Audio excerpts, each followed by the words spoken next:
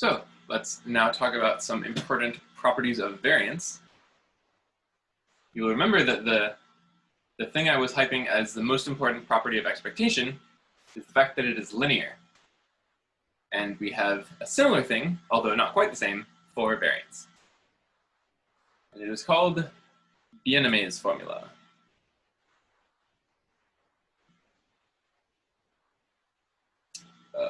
Accent. The name I find a little bit intimidating, but I think it's easier to pronounce if the Y is basically silent. So just ignore the Y, and it's something like Bienaymé. So the formula says, if X and Y are independent random variables, so unlike expectation, we need independence to say that variance is linear. But in that case, we do have variation of X plus Y is equal to the variation of X plus variation of Y. And this is true more generally.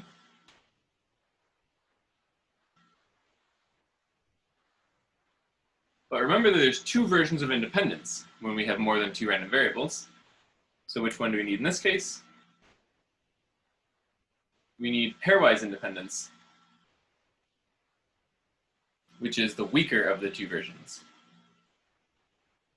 So if x1 through xn are pairwise independent,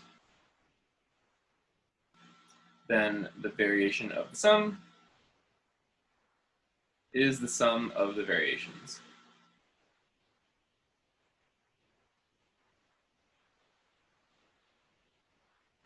So let's go ahead and prove this. Oh dear, we are about to run out of space.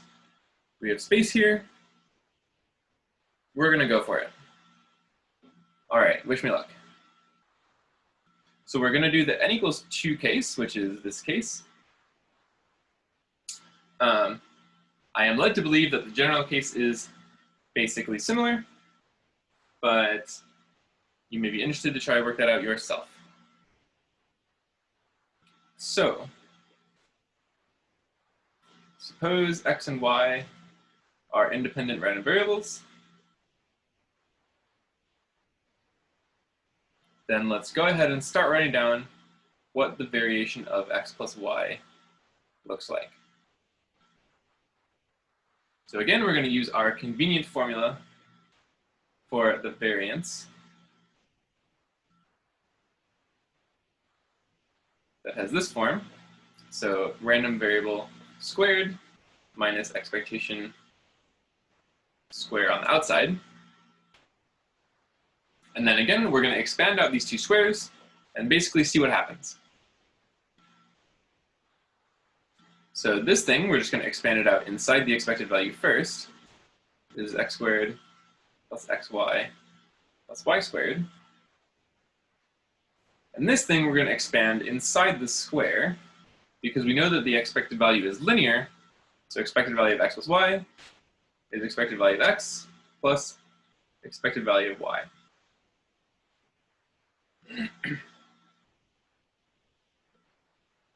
And I guess now we do sort of the reverse thing. 2xy. Thank you very much. This is, oops. Ah, good. Must be careful with your foiling. So now we're going to do it the swapsies way. So this one, we're going to expand out the expected value by linearity. And this time, we are going to expand out the square and FOIL it correctly. So what we get is the expected value of x squared plus 2 times the expected value of xy. We can take this constant out. That's another of the properties of linearity of expectation. Plus expected value of y squared. And then from this term, we get negative expected value of x squared minus 2 expected value of x, expected value of y, minus expected value of y squared. And now the key is that here in these two terms, expected value of x squared minus expected value of x squared, that's looking very much like the variance of x, by which I mean it is exactly the variance of x. And here we have the variance of y, and the leftover stuff is these two terms. And you'll remember that the first thing we said today was that independent random variables, the expected value of the product, is the product of the expected values. So that's how we're using the independence hypothesis, is exactly so that these two terms cancel each other out. So by independence,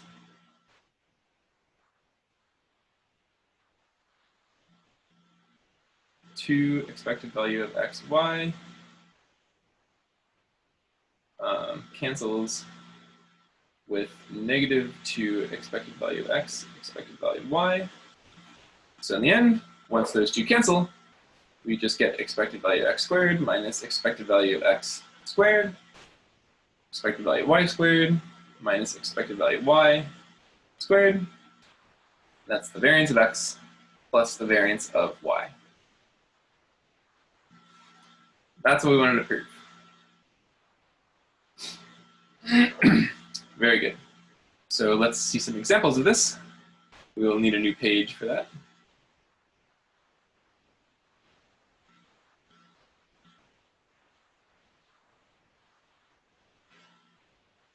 And let's go ahead and first use it to do the same kind of thing we did last time with linearity of expectation, which is to apply it to the binomial distribution.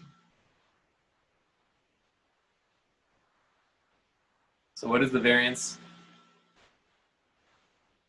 of binomial random variable x with parameters n and p, n the number of trials, and p the success probability of each trial? Well, write x equals x1 plus dot dot dot plus xn, where this is the sum of n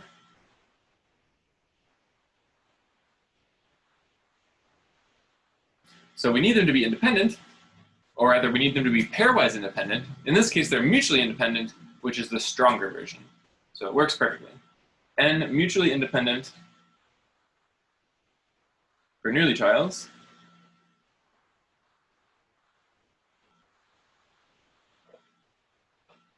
and we saw before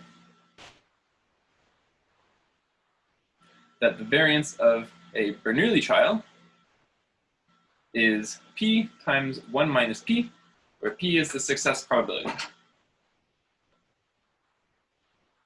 So the variance of x, our binomial random variable, is the variance of x1 by Bienamé's formula plus the variance of xn. And this is just p times 1 minus p, n times. So that's equal to n times p times 1 minus p is the variance. Very nice. And let's take a minute to compare this to the pictures of binomial distributions we saw before. Happen to have them right here, I think. Aha, very nice. Let me move them down a little bit.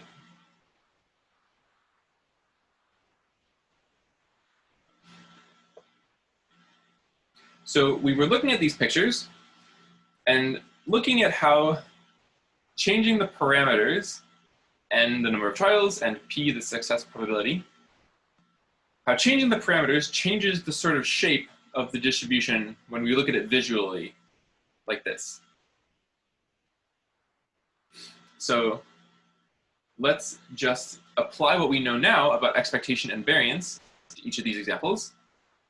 So in the case that n equals 10 and p equals 1/2, the expected value is, remember, n times p, because out of n trials, you expect it to happen about p proportion of the time. So in this case, that's 10 times a half, which is 5. And the variance, if you work out 10 times 1/2 times 1/2 again, the variance is 2.5.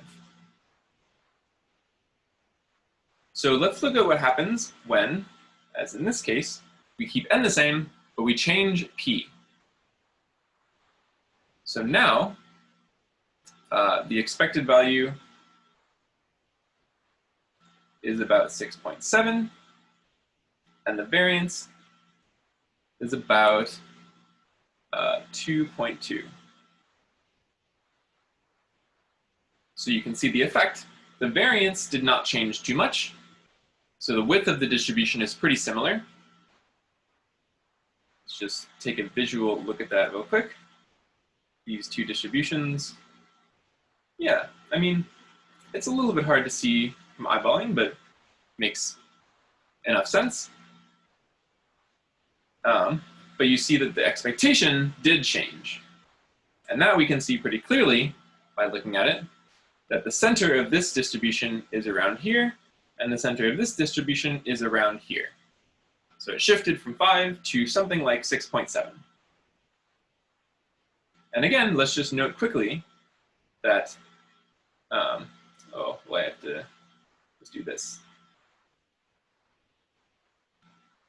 That the expectation might not be the tallest bar. So the expected value is actually, so 6.7 is something like this. So the expectation is around here. So it's not the highest bar, but you'll notice that this tail is sort of shorter than this tail. So the expected value is a little bit on the side with the longer tail. Let's get rid of all that. And then this case, where we changed n to 20 and p to 1/4, the point of this is that the expected value, 20 times 1/4, is again 5. So it's the same as in this case, which we see in the picture as well. The center of these distributions is basically in the same place. But the variance of this thing is 3.75. So the variance is significantly bigger than the variance of the first guy, which we observe also in the fact that the red graph is taller near the center, and the blue graph is sort of spread out more and is taller at the edges. So the variance is telling us that in a concrete way, that this distribution is more spread out than the red distribution. So again, putting precise interpretations on the values of the variance is a little bit tricky, but it's very helpful for comparing distributions like this. This variance is significantly larger than this variance. It's telling us that the distribution is more spread out.